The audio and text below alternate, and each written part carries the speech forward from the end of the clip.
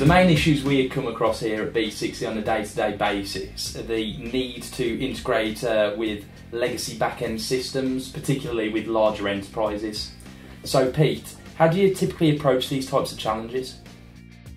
Now then, Andy, that's a really good question actually, because this is a very, very common problem. Like I say, within the larger organisations who have quite large technical infrastructures which have been around for, well, now decades, it's very important that these systems are integrated fully with mobile solutions. Now then, what we really need to integrate with a system is what is known as an API. Now then, to develop an API, there are three things we need: capabilities, knowledge, and we need data.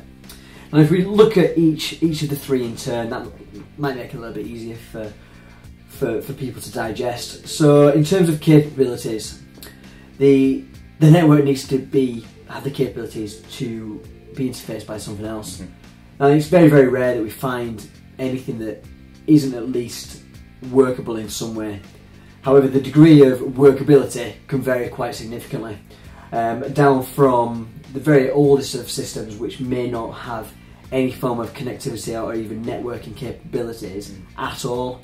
Now in those types of cases, it's very much a hardware solution that needs to be deployed to create a connection to the database or the system itself. Now then, if you move up the scale a little bit more, you've got TCP systems and the integration that's needed there. Now then, that's again only a slight step up. It's got connectivity, but there's probably still going to be some heavy duty work done to ensure that that system can be integrated. Yeah. The best case scenario is very much that the system has HTTP access or web services available. Now then, on your modern servers, your cloud servers, your Linux servers, that's almost a guarantee. But we do come across systems that have next to none connectivity, or next to no connectivity, shall I say, which is a challenge. Now the next point is knowledge. Okay. Now then, legacy systems are a fact of life. There's no escape from it. But what's really needed is somebody who has the knowledge already of that legacy system, and therefore we can work with them to understand the architecture behind the system, but also to work with to create integrations or to develop APIs with.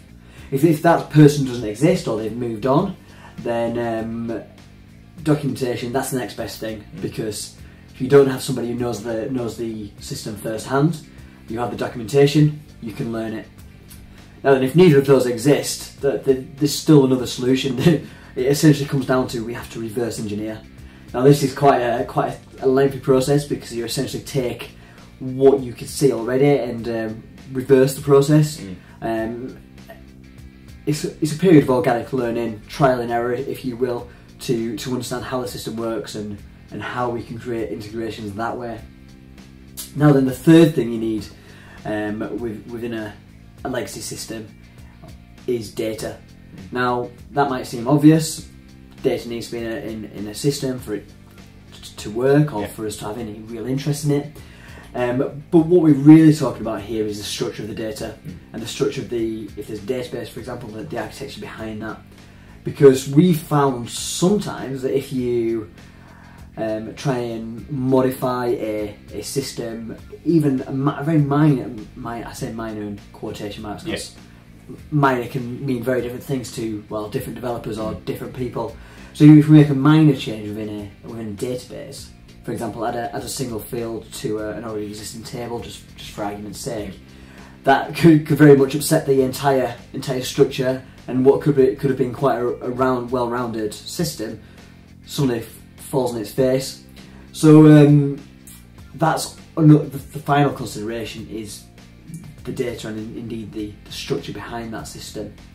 Now then, if you've got all those three, so that's capabilities, knowledge, and in fact data, then creating an API that's workable and easy to use and it can interface with a mobile solution is actually relatively straightforward.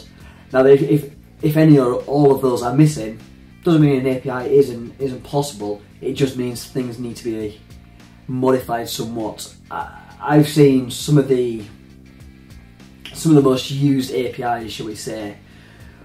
Once you get into the infrastructure that they're integrating with, almost appear to be stuck together by the proverbial sticky tape. They work really well and are used every day, but there are fixes, and we can generally integrate with anything.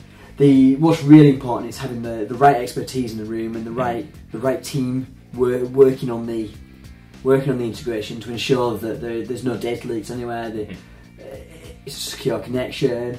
All of these are really important especially when we're consulting on as a third party on some of these integrations and aiding maybe internal teams develop APIs. It's a very important consideration.